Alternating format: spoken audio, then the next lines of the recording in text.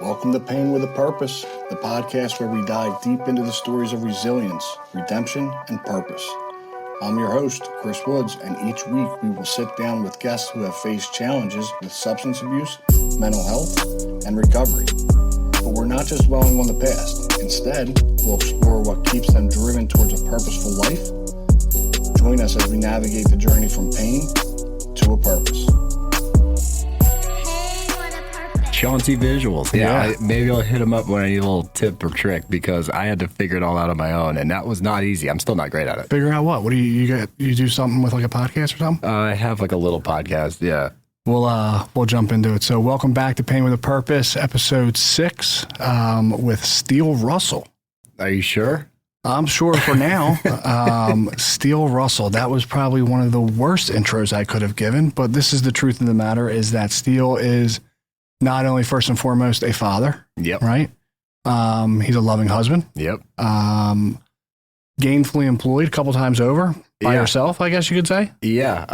I don't like to use the entrepreneur tags. I think it sounds douchey. Yeah. Sorry to all entrepreneurs out there. But yeah, I wear a lot of hats, you could say. Former baseball player? Yep, former professional baseball player, private chef, and podcaster, and personal trainer.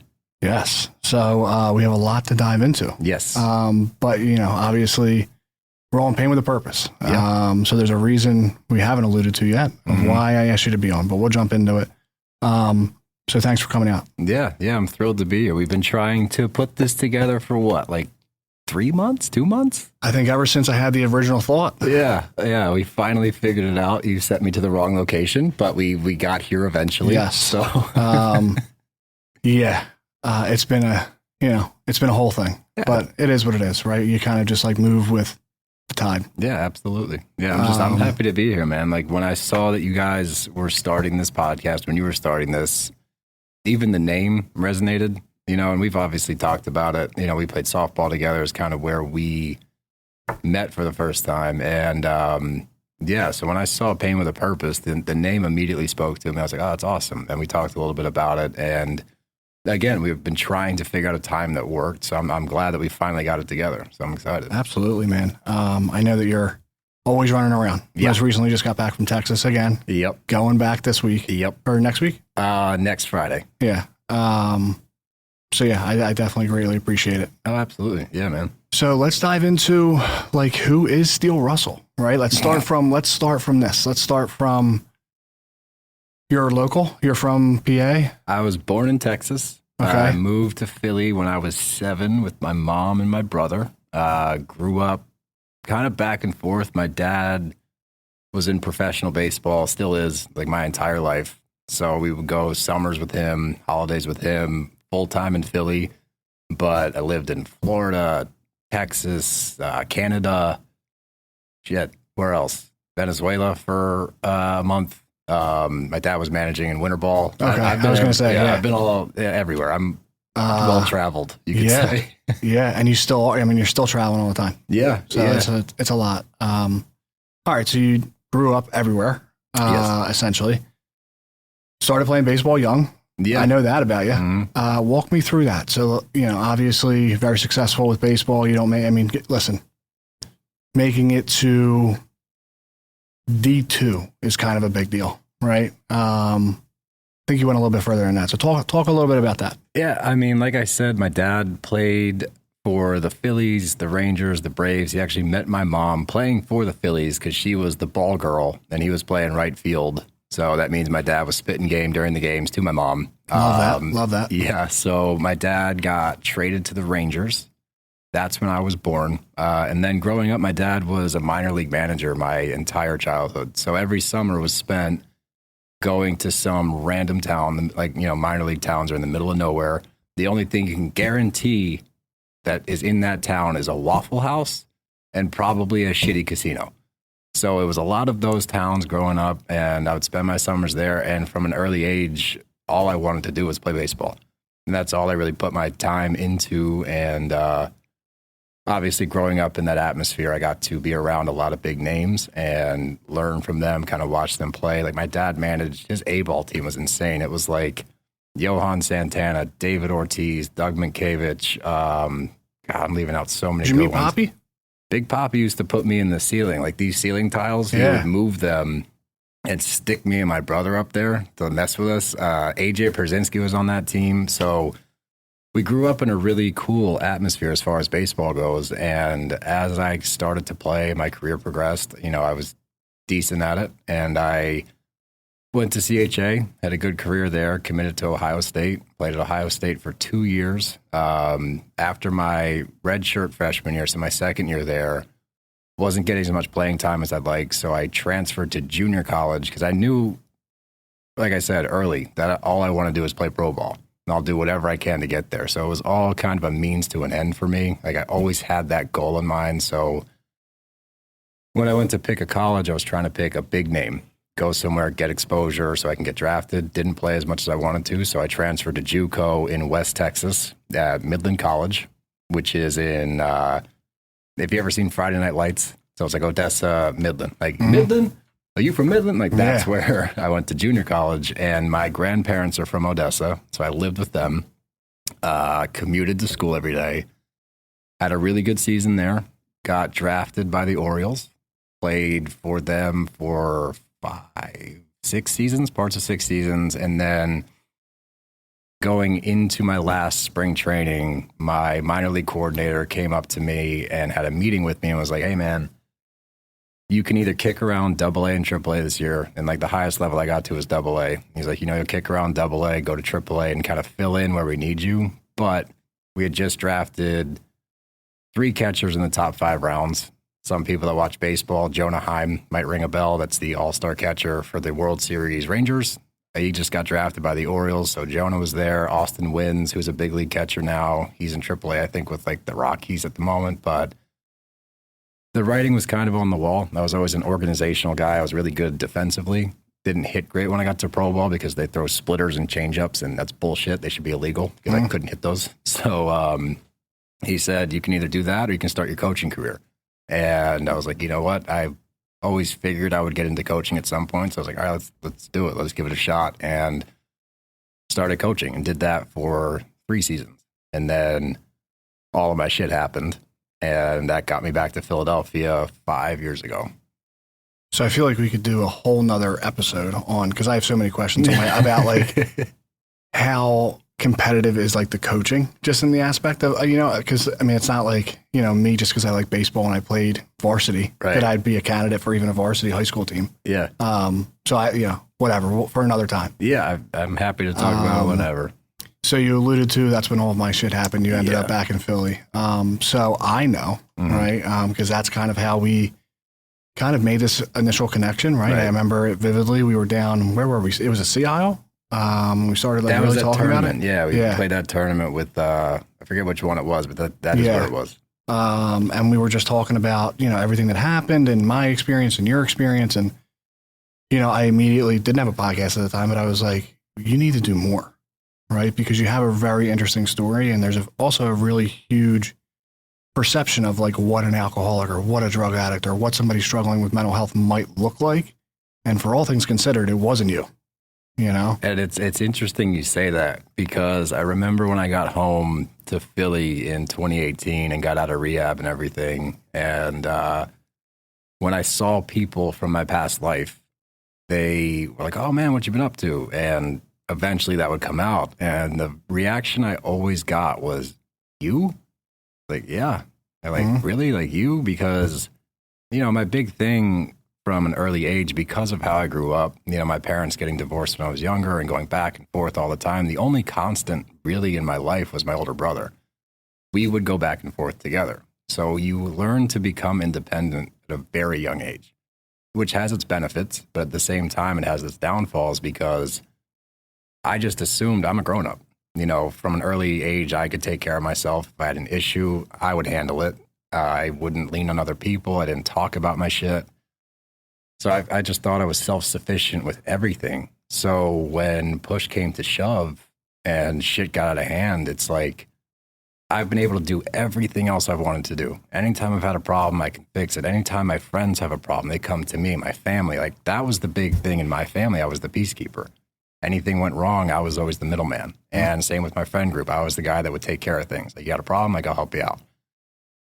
So when it came to trying to deal with alcohol, it didn't resonate. I didn't understand, why is this thing kicking the shit out of me? And it pissed me off. And instead of, swallowing my pride and being like, hey, I'm fucked up, instead I'm like, I'll figure it out. It's getting worse and worse. No, you got it. Like, eventually you'll figure it out. Like, don't worry about it. So it's this double-edged sword of, you want to be quote unquote a man. And like my dad growing up, he's from Oklahoma, he's in baseball. It's the mindset of rub some dirt on it, pick yourself up by your bootstraps, all that shit. So that was ingrained in me, where it's like asking for help is soft, or being emotional, being vulnerable, opening up to people and allowing yourself to either get help or just say, I need help, was so foreign to me that I never even broached the topic.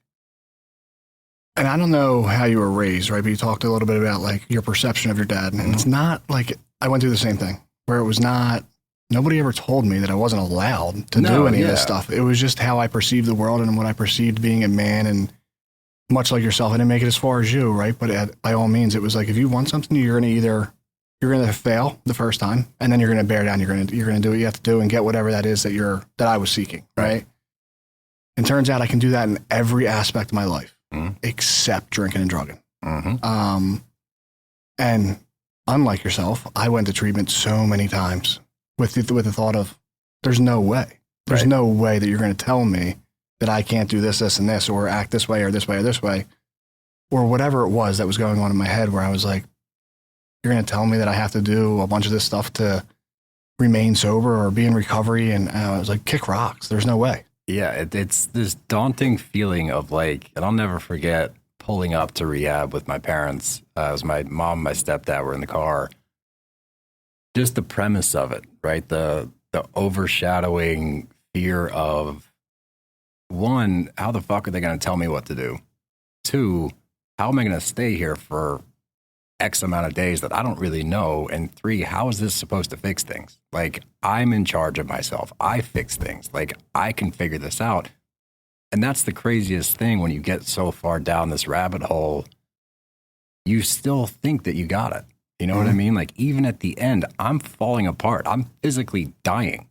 And I'm like, we didn't even talk about that yet. Oh, we'll get there. But in that moment, I still have this like inkling in my head, like, I'll figure it out. It's like, now you dumbass, like, just look around, take some time to understand where you are right now, instead of trying to figure out how you're going to get out of it. But I think that's how we all are on this side of the street. It's what leads us down that path, is that we are self-sufficient. We are independent. We can get put into a shitty situation and usually figure our way out of it. Right. And that's what was so remarkable for me when I got into this world, when I started to get clean and sober, and when I started to see the people around me.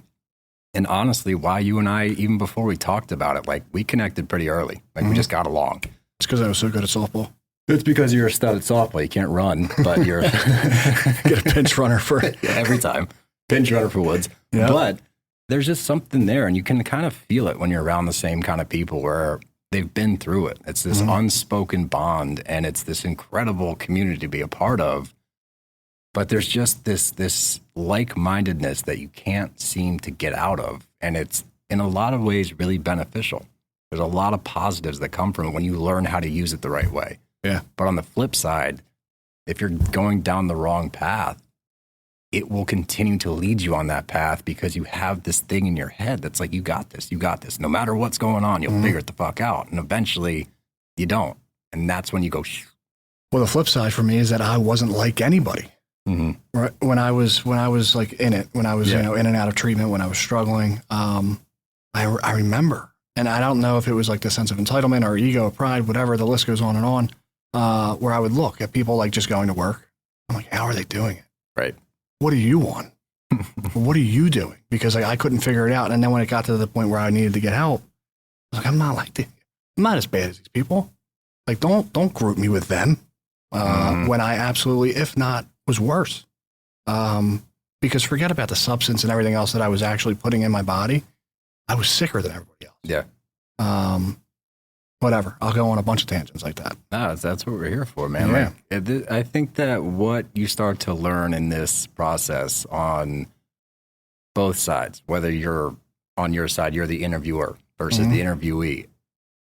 As you go through it, you start to learn that, you know, this right now is just as much for me as it is for you. Yeah. Right? For you to be able to talk about your experiences, relate, be able to say certain things and have somebody resonate and be like, yep, feel ya. And just the catharticness, if that's a word, of these kind of things, whether it's a podcast or a conversation or you're watching something or listening to something, there's just something therapeutic and necessary for anybody involved. Like I said, you're interviewing me, sure, but at the same time, I know you're getting something out of this as well. That's helping you move forward. Yeah. And that's what this community does. And that's when you learn that you're not alone on an island and you learn how to use your resources, the people around you. That's when you start to make progress and be like, oh, one, there's a lot of people out here just like me. Two, by opening up and being vulnerable and able to talk about it, you're only progressing more and more to levels that you don't really know you have in you until you get there. You're like, oh shit. And you look around. I'm sure you've had these moments. Absolutely. You're standing somewhere and it could be so mundane. And I'll never forget a good example. I was, my wife and I bought a house in Lafayette Hill. My daughter was in town for the summer and I'm out front doing yard work.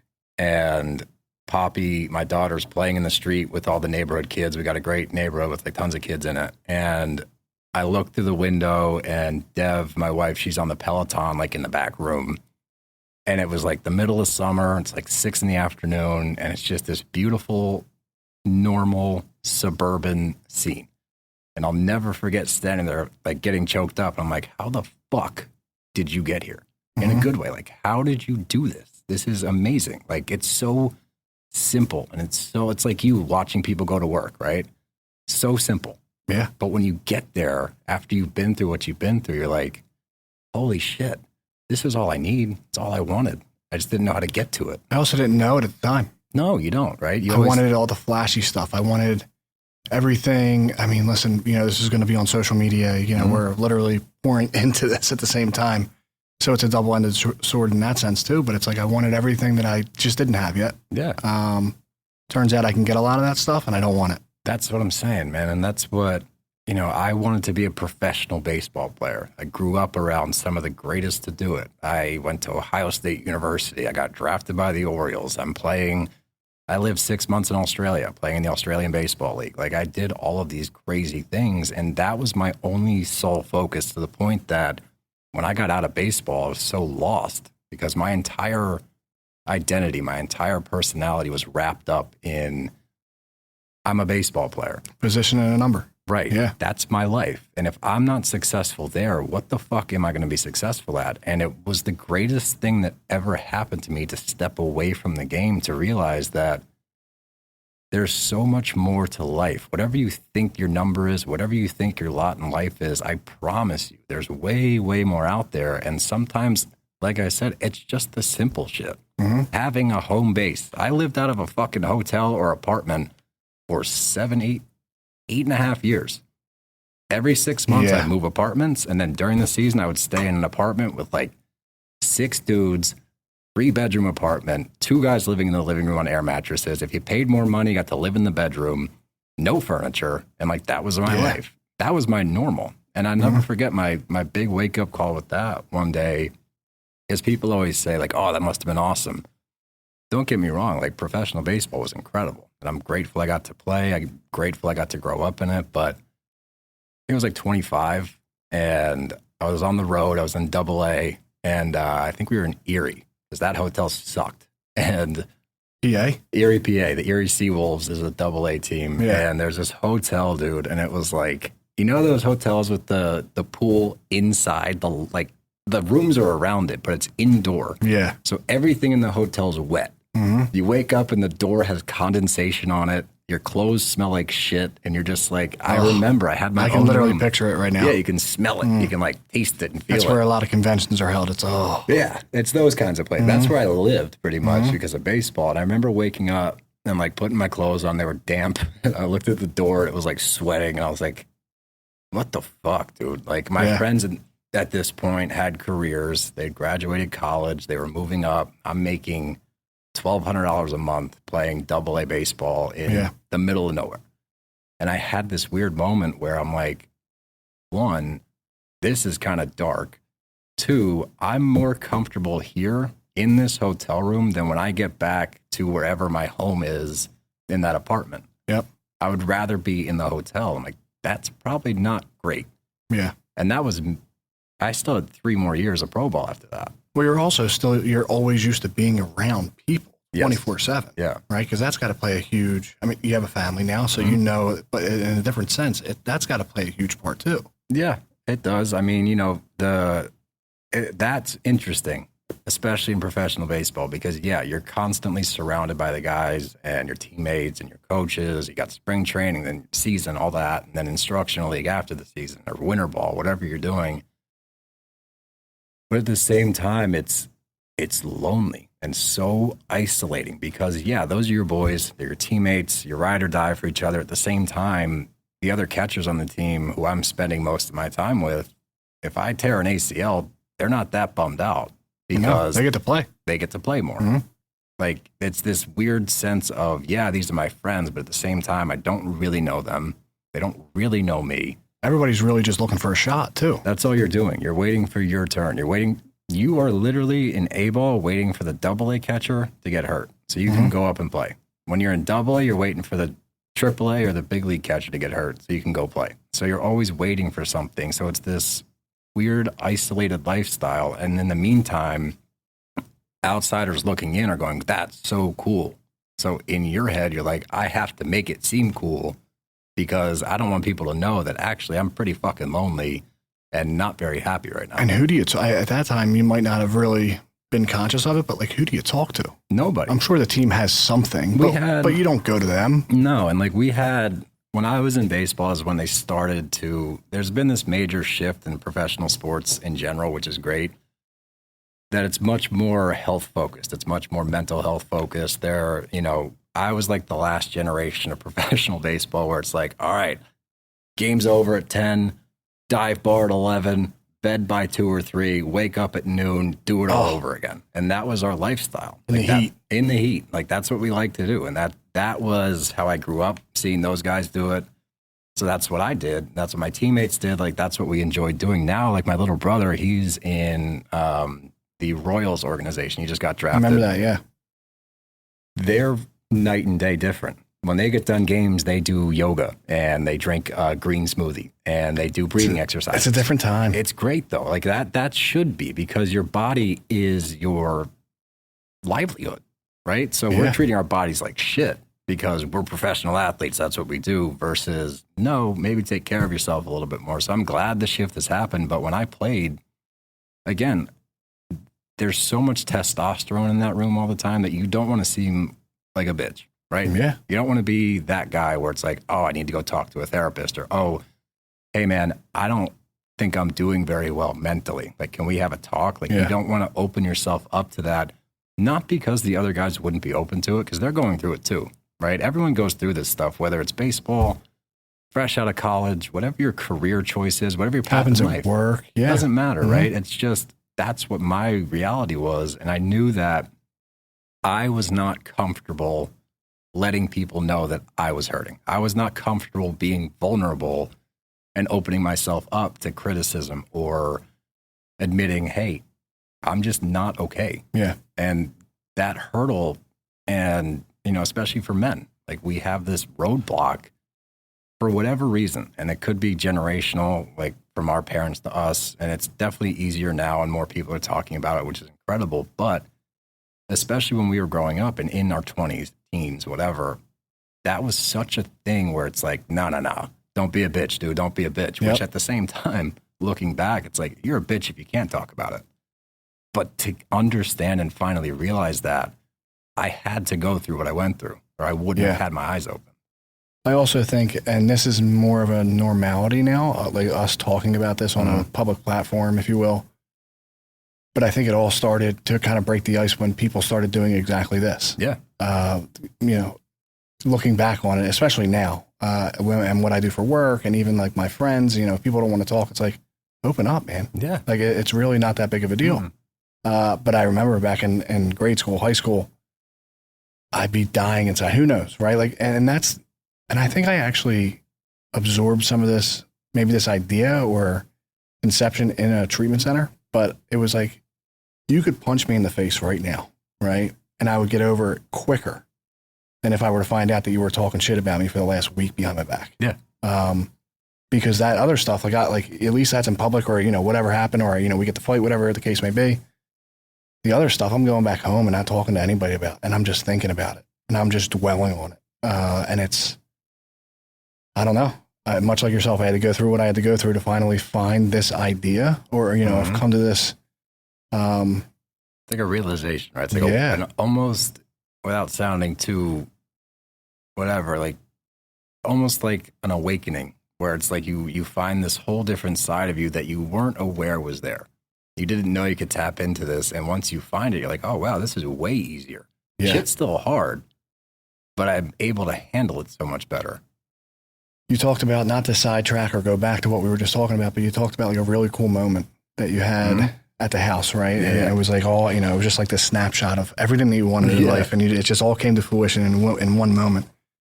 I had one the other day, and I was screaming up to my wife, who was working. I think she was still working, so she was probably pissed that I was screaming her name. But the kids were home, and they didn't really understand. My twins are 7, but this, I don't know her name. She's been my neighbor, across the street neighbor, for coming up on 6 years. You don't know her name? Don't know her name. You should know her name. I'm not good like that. I'm really not. And I'm sorry if you ever watch this podcast, but congrats on the graduation. We'll call her Ethel. Way to go, Ethel. So, she got out of the car with her mom and dad, right? And she gets out. Mom's wearing the graduation cap. She gets out with the gown on, right? And she walks into the house, and I'm like, oh, that's awesome. She graduated today. Didn't know if it was high school, didn't know if it was college, but as soon as she walked back out, Mom plopped the, SJU right on the lawn. Obviously, it's college. And then she goes and knocks on the neighbor's door, right? And I'm getting like emotional thinking about it. And I don't know why, but she was proud to show the neighbor that I assume has probably followed her entire life, right? That she just graduated from college. And Mom and Dad were out there taking a picture of like his initial reaction. And I'm screaming at my wife. I'm like, "Hey, you gotta look outside, look outside." She's like, "What?" And I'm like getting choked up, like, screaming her name, like saying, getting her attention. But like, I don't notice stuff like that when I'm out there. And that's what we're talking about. I don't want to get too corny about like recovery and the big book and things of that nature, but you want to talk about the fourth existence, right? Like being in the right here, right now. Like that's some shit.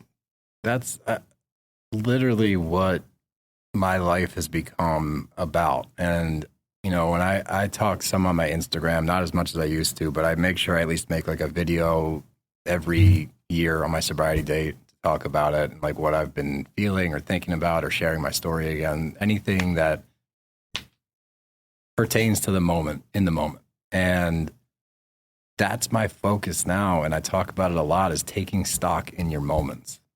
And a lot of people don't do that, and it's not their fault, and it's no one's to blame. You get caught up in the rat race, you get caught up in work, you get caught up in your kids' schedules, whatever it might be. Like life speeds up so fast that it's nice to have a reminder every once in a while. Take a step back and look around, and it's the moments, because the moments are what's going to get you through a downtime. The moments are going to get you through when shit hits the fan and you're not sure which way to turn. That moment of seeing your neighbor graduate, so innocuous, right? Not life-changing for you, for them, obviously. Congratulations on the graduation, but you're just a third party to it. But at the same time, being able to step back and recognize, wow, good for them. Sharing it with the neighbor. They must be invested in their life. That's a beautiful thing. This is such a beautiful moment that you've gotten to witness. 15 years ago, you wouldn't have fucking cared. Like, I wouldn't have cared, but I also, I don't know why I had such a moment. I went through like multiple thoughts. Yeah. I was like, imagine like the rough times, right? Like imagine like the times that this girl might not have wanted to finish high school, right? Imagine the times where she didn't want to go to college. And next thing you know, and then I went into like this segue thought of, imagine how like good of a family they might have, like how close they are, right? And maybe it's the truth, maybe it's not. I have no idea.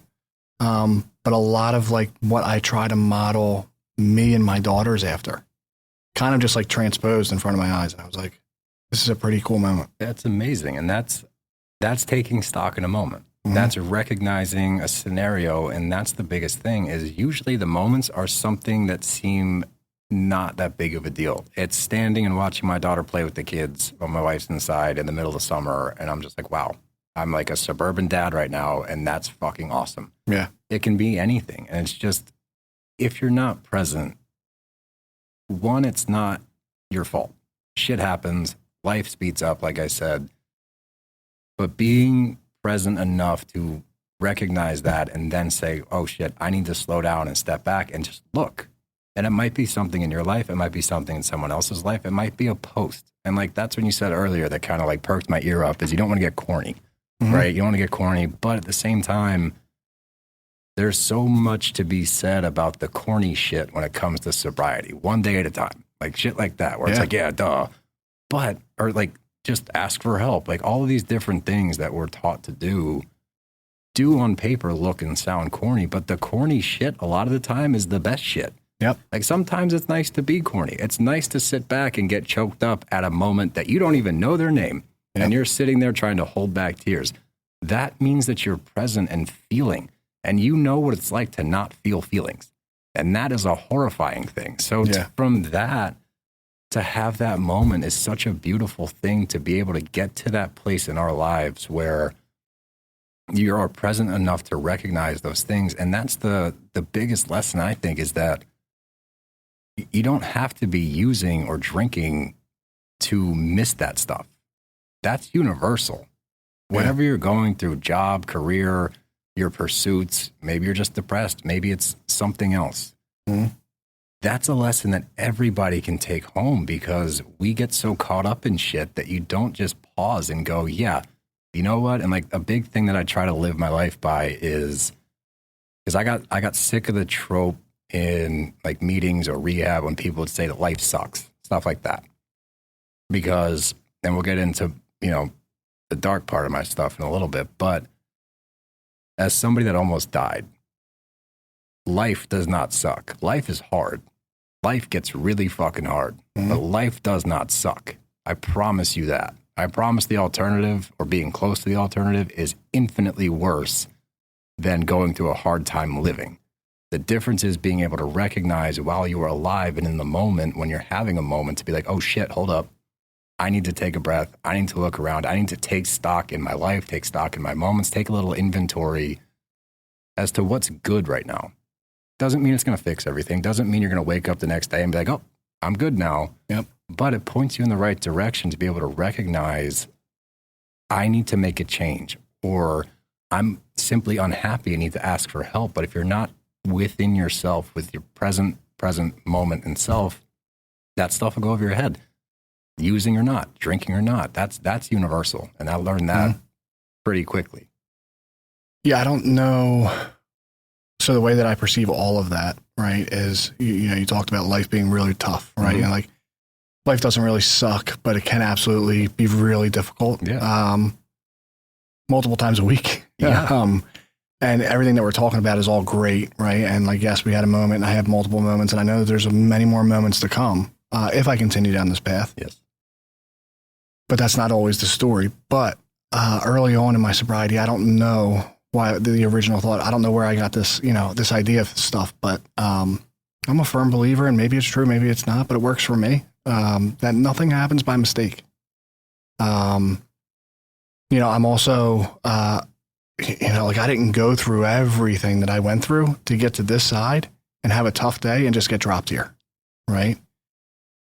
So that's kind of what I try to keep in the forefront of my mind, even if like some catastrophic stuff is going on. Okay, it's just another day. Yep. It's just another moment. This moment's just not as beautiful as the other one. Absolutely. If I got through what I got through to get to this point, I'm fairly certain I can get through the next one too. Now, granted, there's some really horrible things that happen. And again, there might be some really bad stuff down the road. I don't know. But up until this point, that's been my experience. And it hasn't been just a couple of weeks. God, I thank God for that. I don't know how I'm still sober, but I am. So I'm a firm believer of that. And right? It's funny you said that because, and again, I'm saving the story from when we get into it, but there was a moment My second day in rehab, there was a guy in there that was getting out the following day. And he'd been there for 60 days, I believe. And I'm talking to him, and I'm still in that mindset of like, how the fuck am I supposed to stay here for at the very least 30 days, if not more? And when you get in, I think that's the initial thought for most people is like, what do you mean I have to stay here for at least a month? Like, that's a really, really long time to be here. So I just asked him, I was like, how do you do this? How do you stay here? And he was like, all right, now I want you to think about the worst thing you've ever been through other than this. Think about the worst moment of your life up until this point. All right, I'm thinking about it. He goes, do you still think about that often? I'm like, no. Think about the second worst thing you've been through. You think about that? I'm like, no. No matter what you've been through, at some point, it will pass. That trope, that corny trope, once again, this too shall pass.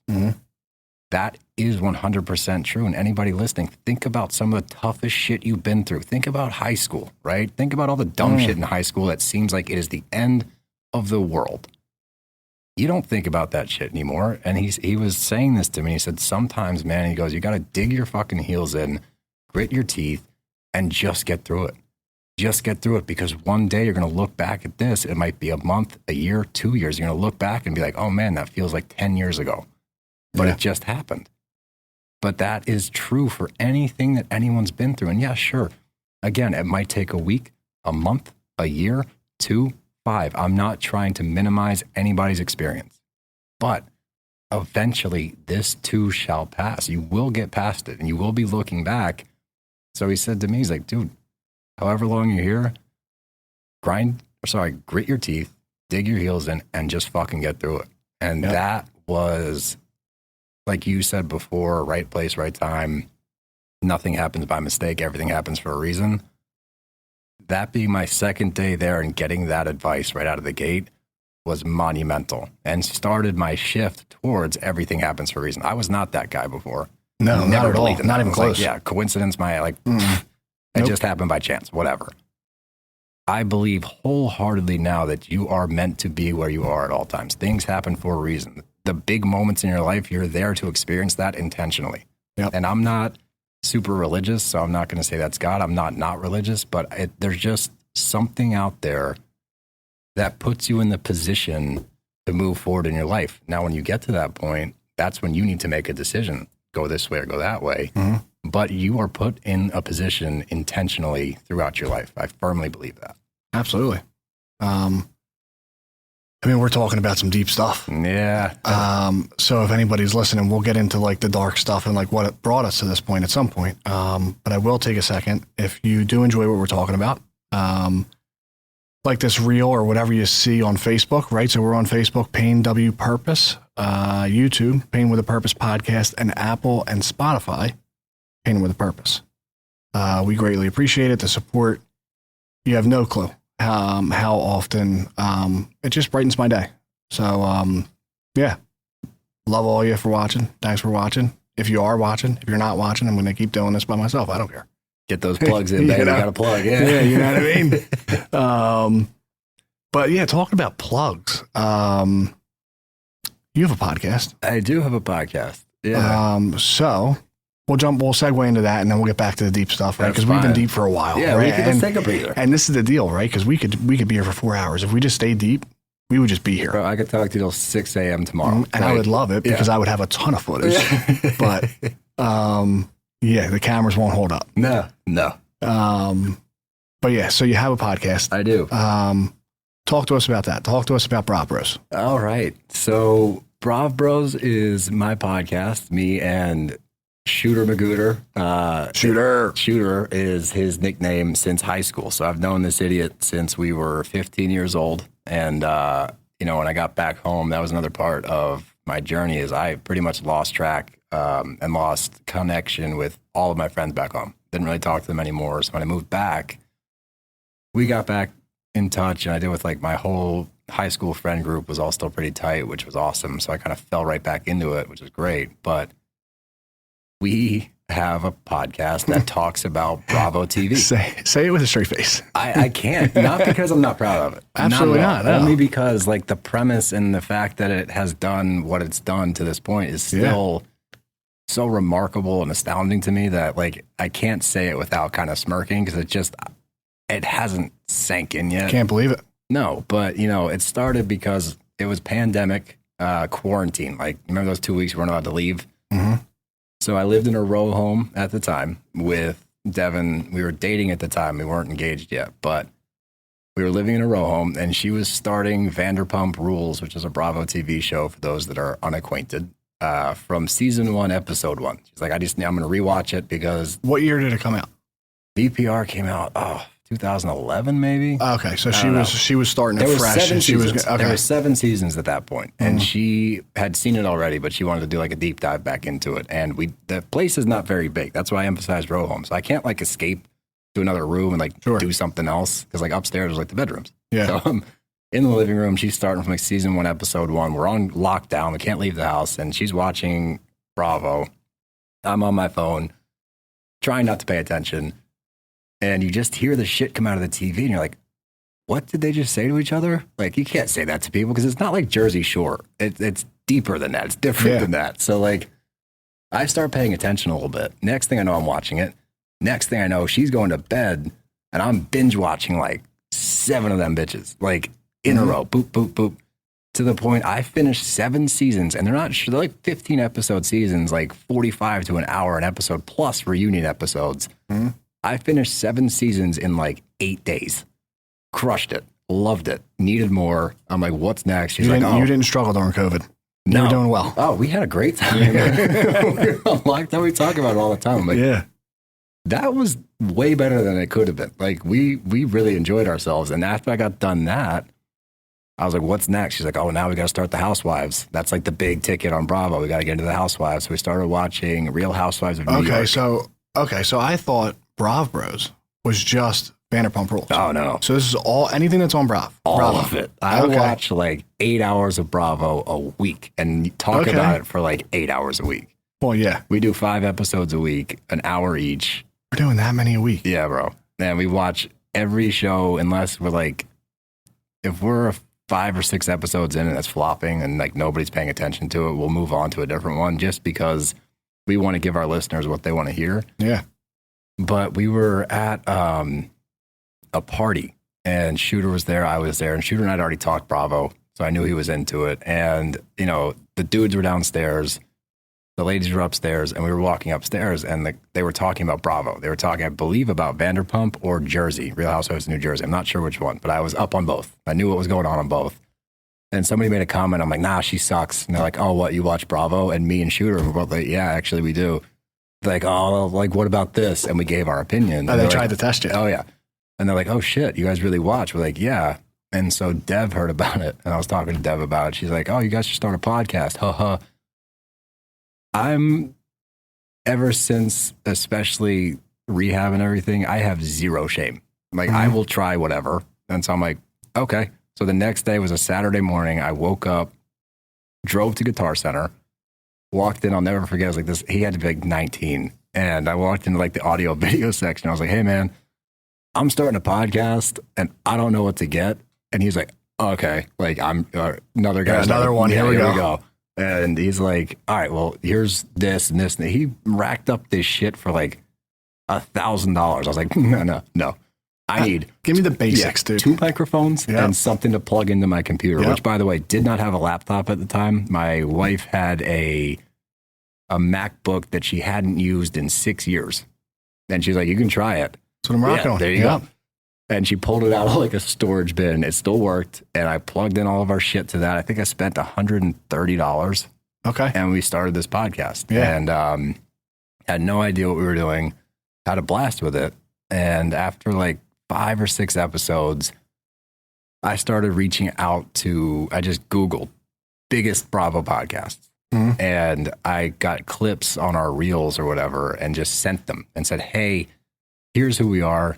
Like, we're 2 straight dudes that review Bravo TV. We would love to come on your podcast. So typically the people you were reaching out to were not 2 other straight men. We are the only Oh, there's another Ryan Bailey, who we work with a lot. He's awesome.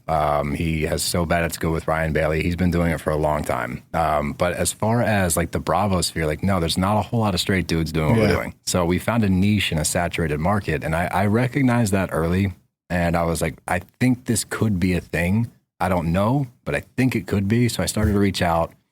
And this guy, Zach Peter, who we work with we do live shows with him. He's a great dude, and he helps us out a lot. He's kind of been a mentor for us along the way.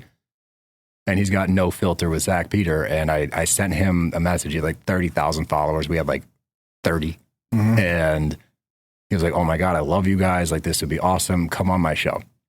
So we went on his show. We went from 100 listeners to like 1,000 listeners the next week. Yeah. Then my wife kept bugging me. She's like, you got to make a TikTok. And I'm like, I don't want to do that. I don't want to be a TikToker, quote unquote. Like, you have to make a TikTok. So her and her mom were going to dinner, and I filmed them leaving the house. Didn't tell them what I was doing. Just filmed them leaving the house, and was like waving. Oh, I've seen this. You've seen this. So I just posted it the other day because it was like our anniversary. It was our 2 years. Yeah. And so she's leaving the house, and I'm waving at her, and she's like, what are you doing? Bye. I'm like, see ya. So I shut the door and flipped the camera around to my face, and I'm like, Dev's out of the house tonight. You know what that means. And I had also shaved a mustache because people said I looked like Miles Teller.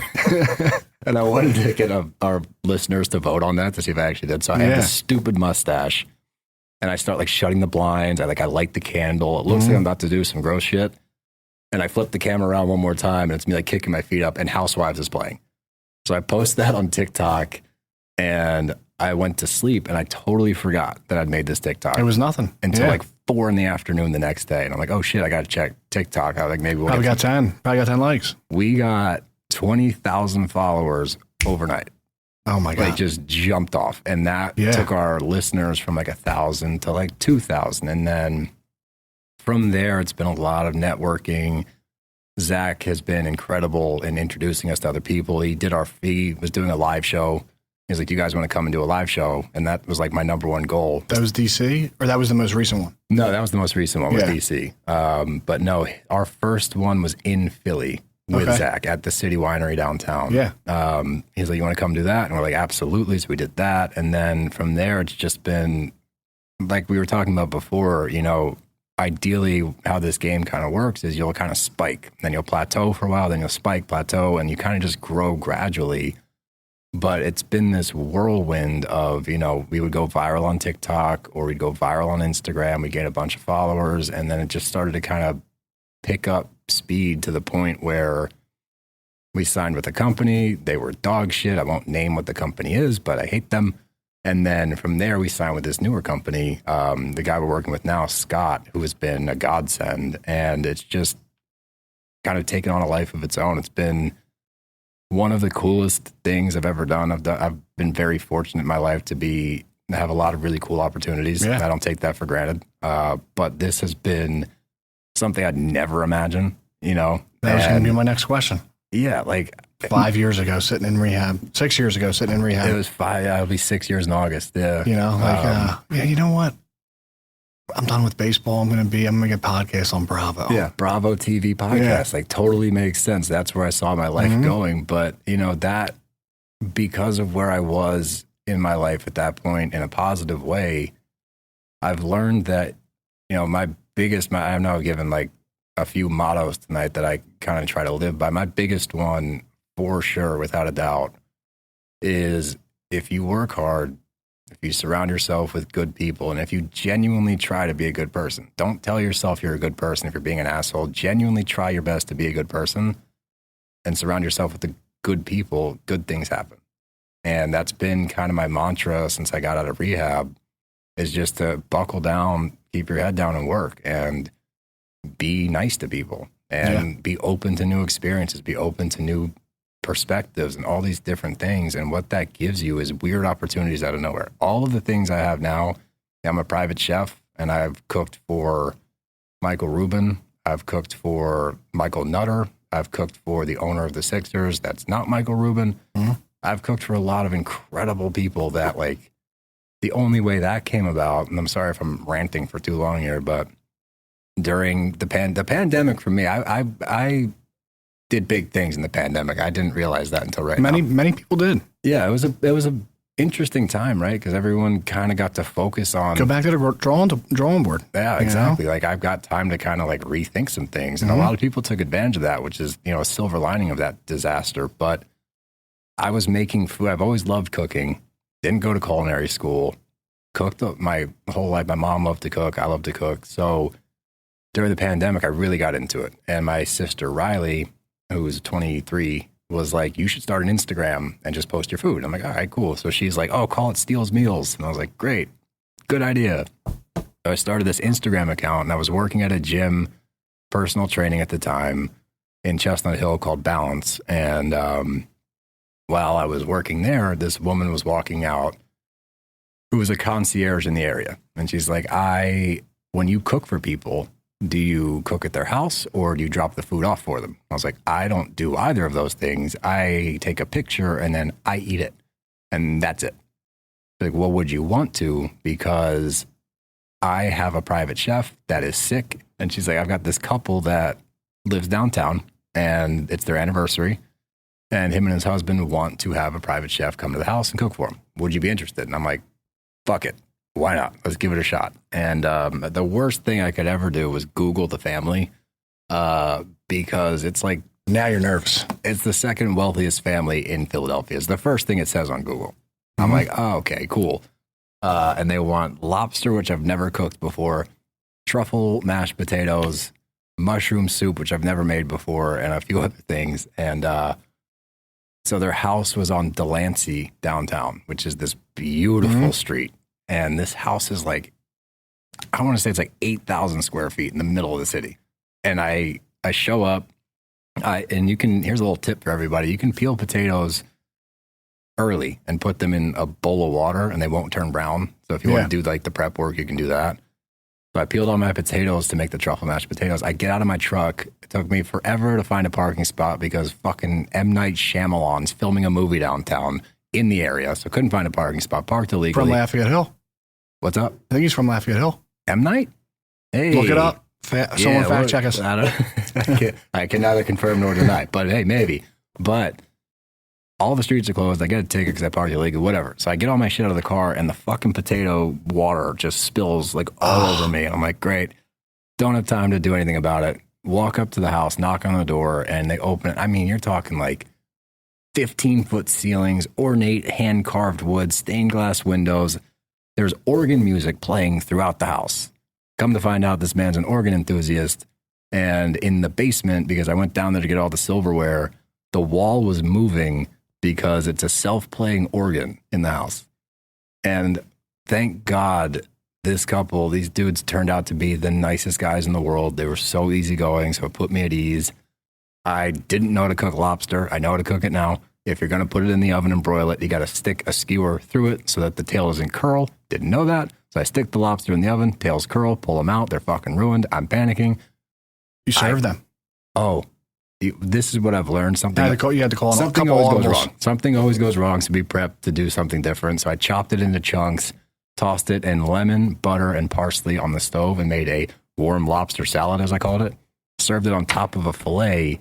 And when I got done and went out there to check and was like, how is everything? Like, oh, this lobster is exquisite. Could you bring some more? And I'm like, no problem, guys. It's one of my go-tos. Yeah, it's one of my standards, but it went really well. And from there, the woman that hooked me up with that job was like, well, I've got this other client out on the main line. They're looking for a chef. Would you like to cook for them? And I was like, yeah, sure. So I went to their house in Longport, cooked for them, and it kind of took off from there. But again, like, right place, right time. That's dumb luck. I mean, I performed when I had to, but being there for that opportunity was luck. But that's where it comes into my mindset of work hard, surround yourself with good people, be a good person, and good shit happens. It's funny. I don't know if you've ever like thought about it like this, right? But the first one was made by a comment by her Devin, right? Yep. Now wife. Yep. You should start a podcast. Yeah. Right. Took the suggestion. You did it. Yep. Your sister should make like an Instagram and call it Steele Meals. Okay. Sure. Right. Why not? That went the correct way as well. Right. You took probably a few suggestions when you left rehab. Oh yeah. And this is the trajectory of your life, right? But I always thought, right, because I always call it judgment, call it perception, call it whatever you want. I thought that, Major League Baseball player comes out, right, and like is already on the trajectory like, to do well, whatever the case may be, right? But now when I look more into it, it's so much deeper than that. Yep. And again, that's just my own shit, if you will. Because I think I judge everybody before I know them, or I create. I think everybody does. I create a story of what I think I know about somebody. That's human nature, I believe. Yeah. But sometimes I get too wrapped up in like the AA stuff where I'm like, you scum. You would think that. Yeah, you dirtbag. He didn't work hard for it. That's how sick I could be. But anyway, I digress. All right, so you did the private chef stuff. Mm-hmm. Still currently doing that. Yeah, I still do that. Yeah. Enough of the good stuff. What brought you into, let's dive into it. You want to get into the dark stuff? I want to hear about getting out of the dugout. Man. All right, let's talk about it. If you're going to talk about it. Let's do it. No, yeah, I'm more than happy to tell my story. And so, I'll start from like the beginning of the end, as, most of us like to start there. But I was coaching. I was married at the time to my ex-wife, the mother of my daughter, Poppy. And, we got married super young. I was 23. She was 21. Wow. Yeah, but that's kind of the baseball and like the South. Like I lived in Texas. Military too. Military, it's just kind of ingrained, especially in pro ball for whatever reason. It's just kind of like, you get married between 23 and 25. And again, I thought I was a grown up, and, we had some tough times. And like towards the end of everything, that's when my drinking started to pick up. And, when we got separated is really when it took a turn for me. I mean, I had a drinking problem before that. I was an alcoholic before we got separated. But when she moved back to Texas with my daughter is when I realized that I no longer had responsibility to anybody but myself. It was me and my dog, Louie, who, by the way, I bought when I was blackout drunk online for $3,000. Best purchase ever made. But we'll get there, but I know Louie made the trip back too. Louie did make the trip back. Mm-hmm. But anyway, so as things start to take a turn, like I said, my daughter and my wife are back my ex-wife are back in Texas, and I looked around my apartment and I couldn't bear to see my daughter's room empty. Same with my bedroom. So I shut the doors to both rooms, and I lived exclusively in my living room was where I set up camp. And I would drink 1 to 2 pints of vodka, which turns into 1 to 2 fifths a day, which turns into a handle every 2 days. I didn't eat anything, didn't need to because of the starch that's in vodka, which I didn't know about, but it started to ramp up a lot. And, I'd show up to the field lit every day, and there was starting to be speculation around it. Like people were definitely like picking up on it. But, again, in baseball, especially, it's not something you discuss. Like there's been plenty of people that have drank themselves out of baseball in the past. There'll be plenty in the future. Back then, we didn't really talk about it at all. So it had gotten to the point where I could feel that something was wrong. Again, I'm putting down 1 to 2 fifths of vodka a day. My stomach, I'm starting to put on fluid in my body. My eyes are starting to turn yellow, and I'm in really bad shape. But it came to a head when I showed up to the field one day for a game. Again, I'm coaching at this point in Florida, which is rookie ball. So it's 12 o'clock games. It's the middle of summer in Florida, 100% humidity, and I'm not drinking anything but vodka. But I get to the field late, and I'm in the dugout, and I'm about to run out. I was coaching third base, so I get up to get off the bench, and I fell down in the dugout. And as soon as I fell down, my manager was like, sit down. He's like, you can't go out there. Like, Jesus Christ. And, of course, me being me, I like grabbed my knee. I'm like, faked like a fucking ACL injury. And like, my manager's like, sit down. So the game ends, and I rushed to get out of there because like I kind of realized what was going on. Again, I'm wasted at that point. And I always kept a water bottle in the dugout, the bathroom of vodka. Yeah. I hid it above the vent in the bathroom, and I would go in there and take a hit like every half inning or so to keep myself level, honestly. And I rushed out of there. I turned my truck on. Didn't drive, thank God. But I turned my truck on and realized I forgot my phone. And I went back in the clubhouse, and my head trainer flagged me down and goes, "You need to come in here now." And he sits me down on the table. He's like, "You're clearly drunk." And I'm, "No, I'm not. I'm fine, whatever." And he lays me down and strapped me to an EKG machine at the field. And my blood alcohol content was 0.3, or sorry, that's later. My heart rate was 149 beats per minute at total rest, which is not safe. That's borderline, heart attack, stroke. Yeah.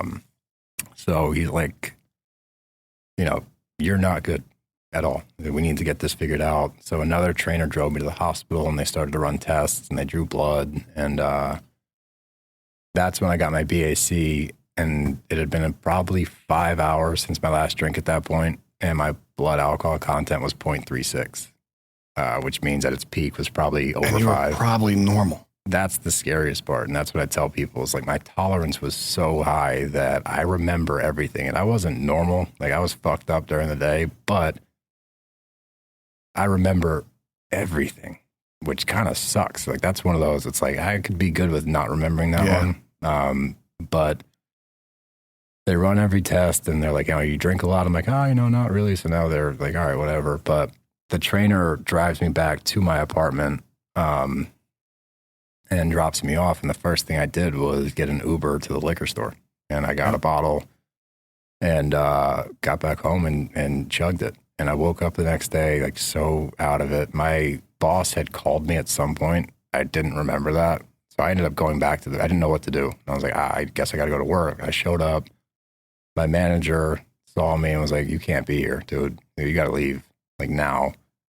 And I left and got in my truck to go home. And my catching coordinator, who I'd known since I got drafted, like Donnie Werner, who's like salt of the earth, just fucking great dude. He's a legend in baseball. And his son had dealt with addiction. And as I'm about to leave the field, he like, "Oh, by the way, before I left the field, ran to the dugout to grab my vodka out of the bathroom, make sure I had everything." But got back to my truck, and Donnie came up and just like stopped me. I was like, "Hey man, like, love you. I care about you. Like, I want you to be okay." I still talk to Donnie. I check in with him every now and then now, which is great. But I went back to my apartment, and, my boss called me again. He's like, "You got 2 options." He goes, "You can either go get help, or we can terminate your contract. Like, that's your options." You're not thinking clearly. So I'm like, "I don't have a problem. Cancel it." Like, no, at that point I did. Like that point I knew. Yeah, but it's like that ego. It's like, "Go ahead, cancel it." I'm like, terminate my contract. And it was ego, but it was also fear. I was terrified. I was terrified of the situation I got myself into, because again, up until that point, and anybody that's been through it, that's been an alcoholic or an addict, you're functional until you're not. And when you're not, it spirals so fucking fast. So I hadn't gotten to the point where I could grasp that I was out of control. And then when I finally got out of control, I'm like, I don't know what to do now, and I don't want to face this. I'm just fucking I'm done. I quit, whatever. Thank God he called me back, and he's like, "Look, we're not going to fire you. We're not terminating your contract. You need the insurance. We're going to figure this out, but that's not happening." So for the next 48 hours, and as you know, when you get to the end of your run and it's the end, it's a fucking free-for-all. So I went to the liquor store. I bought a handle of vodka and just started chugging it. I don't remember a whole lot from that last 48 hours. It's probably for the best, honestly. But the one thing I'll always remember that really sits with me, and probably always will, and it's probably a good thing, was, at that point in my life before this had happened, it wasn't that I was like functioning and fine. When we got separated and I was on my own, it was like really dark nights where I would drink 1 to 2 pints. Like I said, I always got the pints because they were cheaper for whatever reason. And it got to the point where my body hurt so much. And I remember I woke up one morning, and my mornings consisted of either throwing up or, not to be TMI here, but I would shit and it would just be blood. Yep. There wasn't anything else. It was blood.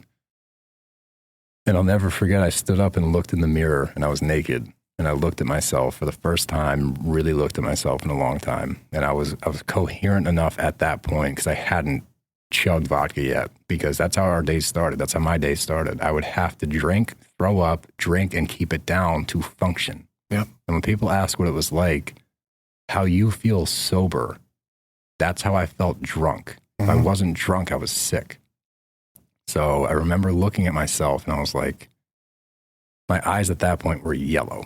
Not kind of yellow. Completely they were jaundice. Yellow, Yep. jaundice.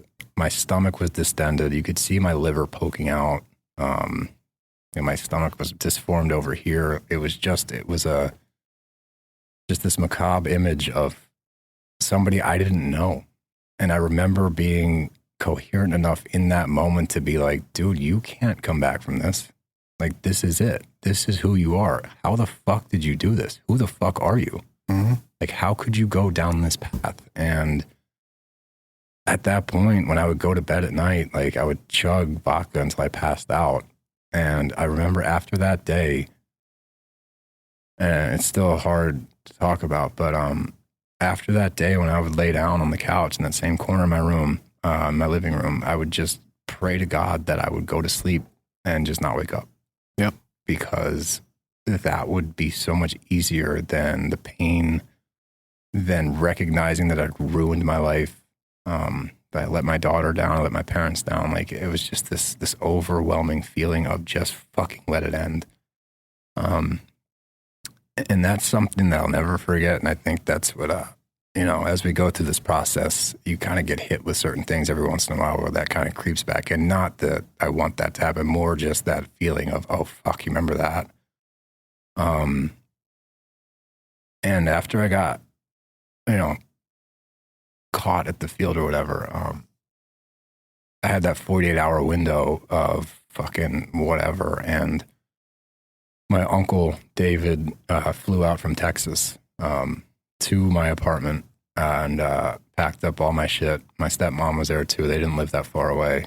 So she was there, and he packed up all the stuff I needed for my apartment. My apartment was a fucking mess. There was shit everywhere. I can only imagine. There was dog shit everywhere because of Louie. And that was my dog that I purchased for, again, $3,000 drunk one night. But he packed us in a truck and he drove us north to Philly. And, at the time, we thought I had to white knuckle to get back. We were not aware. And for anybody out there listening that does not know, if you are withdrawing from alcohol, you can die pretty easily. I remember when the only time that you told me that, I was like, you did what? Yeah, it's not smart. So if you're ever headed to treatment or taking somebody to treatment, make sure they have booze on the way just to keep them level until they get to a doctor. Let the doctors detox them correctly. That's why they exist. Yes, we didn't know that. So we did the best we could. My uncle did the best we could. He drove fucking straight through to get me back to Philly. Oh, we did stop. This is kind of funny. It's not, but it is now. Like, we stopped, I think, in like South Carolina or something for the night. And he took a shower and I saw my chance. I wasn't trying to run away, but I saw my chance. Man, I'm taking Louie for a walk. Bolt. He's like, wait. I'm out. Yeah. There's a gas station next door, and I tie Louie to a trash can. Airplane bottle or something. Dude, no, I wish. I'm so upset that this is the last thing I drank. Then hopefully this will be the last thing I ever drank. I'm so bummed out because I was like a big whiskey guy. And I used to drink like Blanton's was my favorite, like some really high-end stuff. Yeah. Because you're classy. Yeah, I'm a classy bitch. But I tie Louie to a trash can, and I go inside. And that was my MO. If it was a gas station, I would look for the strongest like pounder they had. Fucking Red's Apple Ale, 2 big pounders of Red's Apple Ale, and I buy those. And some guy runs in the store and goes, whose dog is that? I turn around, my dog is dragging the trash can across the parking lot. Louie had enough of you too. Louie's fucking taking off. So I'm like, shit. So I run outside, I grab him. Oh, we're good. So I walk back to the hotel and I'm in the lobby. I take Louie into the bathroom and I chug 24 ounces of Reds, and that's like the extra apple ale, so it's got like 12% alcohol and 50 grams of sugar. Super tart. So I chugged both of those, and that's the last thing I ever drank, and that was August 18th. That's my sobriety date. That was the last thing I ever drank. Go back up to the room. My uncle's like fucking just ghastly white. Like, where did you go? I was like, I told you, I just took Louie for a walk, like got in bed, whatever. And the next day we get up and go, and we're right around DC. And I'll never forget that. And as we're going through DC, sounds really started to get loud. And I'm like, that's weird. I was watching a movie on my phone, and it was Captain America's Civil War. And I only remember that because the gunshots sounded like they were inside of my head. And now everything starts getting really loud. My heart starts going. I look, and it looks like the cars on the other side of the highway are coming into our car. And I'm like hallucinating at this point. So I'm going through withdrawal. Up until this point, I've had probably mini withdrawals just where I sweat or like feel jittery, but I'd never had enough of a gap in between drinking where I went through to even withdrawal. Really go through. Right. Yeah. Well, I get hit with full-fledged withdrawal. I'm getting tunnel vision. My heart rate's through the roof. And this is why you get detoxed by professionals. I didn't realize while that was happening was the closest I could have been to a heart attack or a stroke. Neither did my uncle. So we're fighting through it, and we get back to Philly, and I get out of the car, and my mom was there, and I was like, hey, I'm going through withdrawal. That's the first thing I tell her. And she obviously knows what's going on. But I go inside to lay down, and my other uncle, my mom's brother, had been sober now for 30 years, I want to say. And he was talking to her, and she's like, you got to get him to a hospital. Like, he can die. Like, he can die. You need to get him there now. So the next morning, she takes me to the hospital, and they're running tests on me. And they said they hadn't seen that kind of liver damage in anybody under the age of 65. Ever. They were astounded that I was still alive. They were shocked that I remembered as much as I did. And the last thing that they said was, we don't know. Might not make it out of here. Side note, right? Like all of this very real stuff. And the fact that some people still think that this is a choice. I know. And that's, for me. Again, we could do a whole nother episode on that. Yeah, dude. But that's why I'm as passionate as I am. Because there's people that never really get to a sober breath because of all the stuff that we had talked about leading up until this point, right? This preconceived notion of I'm a man eventually. If I want to put it down, I will, right? That's the delusion that I live in, that essentially I have power over this deal, right? Like you didn't stop until something stopped you. Much like my story. Call it whatever you want, but really it was you falling on your face, right? In the dugout. And then being like, yo, dude, the jig's up. Yeah, we got you. Like we see what's going on, and like time's up. And thank God it happened when it did, specifically because when, they ran tests on me for like 5 days. I was in there for 5 days. They were trying to figure it out. They took fluid out. I'll never forget that. Sitting there watching them pull this yellow shit out of my stomach. And like I had 20 plus pounds of fluid in my body. Yeah. And they got to the point like midway through where my dad was in Major League Baseball at that point coaching. And they told my mom to call my dad and get him there because we're not sure if he's going to walk out of here. Yeah.